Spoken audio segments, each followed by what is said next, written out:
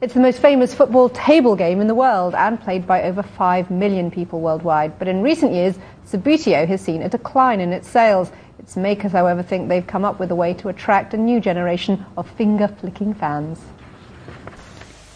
It's either a winner in extra time or a terrible own goal. Subbuteo substituting all its players and bringing on the stars. For the first time since its launch in 1947, real footballers will now be on the green felt pitch. The players no longer three-dimensional but plastic cutouts, giving new meaning to playing with a flat back four.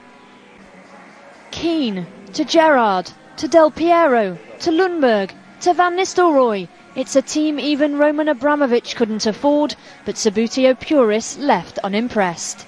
Being able to play the game is going to be very difficult with these. It's a bit like trying to give an 8-year-old or a 10-year-old a balloon and telling him to go and play football with it. It might be the same shape, but you can't play football with a balloon.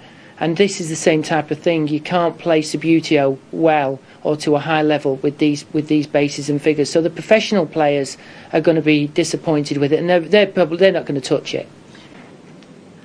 But the video game generation hasn't bought into the traditional Subbuteo, Hasbro the makers nearly stopping production entirely a few years ago. And now it seems that finger-flicking fun will give way to competition over favourite players.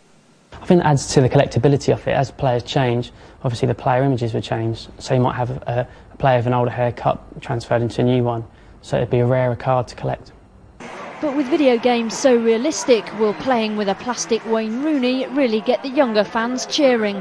They're into famous football players mainly out there now, so yeah, I think they'd like that quite a lot, yeah. Well, I think it is a bit flimsy, but if they made it a bit stronger, I probably would buy it for my sons.